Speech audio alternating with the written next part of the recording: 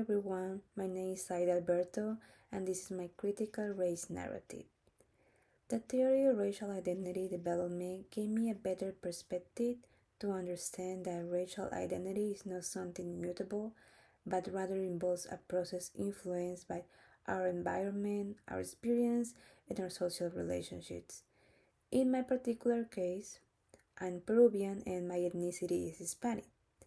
The factors that most influenced my identity were my family, like my mother and especially my grandmother, who always maintained Peruvian traditions and customs through all the stages of my life.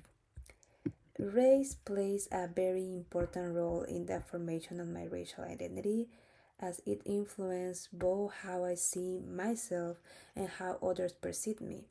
Although in Peru people tend to avoid talking directly about race, racial and social differences are present in everyday life, like in family names, skin tones, physical features, and even in job and educational opportunities.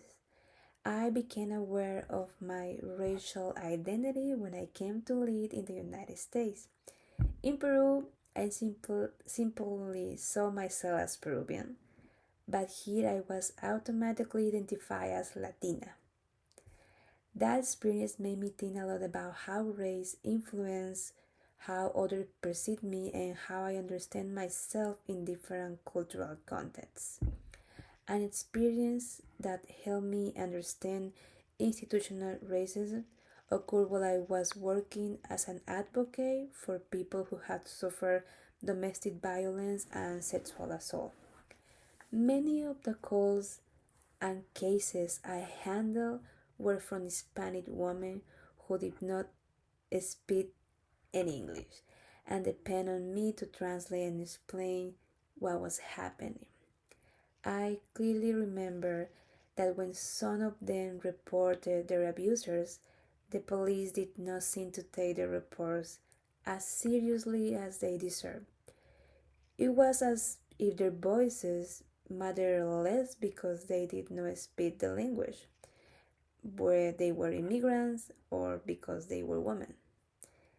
In many cases, the excuses they gave were that they did not have Spanish speaking staff or they simply ignored them without giving any explanation just because they don't understand. That experience showed me how institutions, even those that are supposed to protect people, can have deeply rooted racial and cultural biases, making it difficult for immigrants to obtain justice or assistance in risky and dangerous situations. It was not just enough of personal racism, but rather institutional policies, procedures, and attitudes that create barriers for certain groups. At that time, I was in early adulthood, which Edith Erickson describes as the stage of intimacy versus isolation, focused on identify formation and meaningful relationships, working with these women, victims of violence and discrimination, made me reflect deeply on my place as Latina in the United States and how race, language, and culture influence how we are perceived and heard. This stage helped me connect more with my community and appreciate the importance of advocating for others facing similar injustices. The critical race theory teaches that racism is embedded in institutions and is not just the result of individual prejudice. For example, in 2020, the United States government banned training on diversity and structural racism in federal agencies. The group Critical Race Scholar in Social Work pointed out that these decisions are intended to silence necessary conversations about equity and social justice.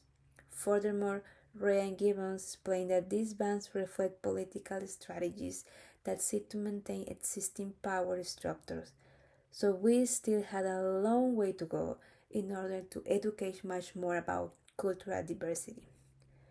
One concrete action I can take in this situation is to use my voice to create inclusive educational spaces, give talks, advocate for policies that protect immigrant women, and participate in translation and cultural support programs. As Delgado and Stephanie point out, the use of counter narratives or storytelling allows us to share our experience to challenge dominant narratives and promote justice. But then, if I were to face those situations again in my work or in my daily life, I will speak more forcefully and continue to actively advocate, ensuring that the voices of immigrant women are heard and respected. I think that understanding my racial identity and how institutional racism operates has helped me see the importance of advocacy, education, and creating inclusive spaces. My story and the stories of other Latino women remind us that awareness and actions are essential to building justice and equity.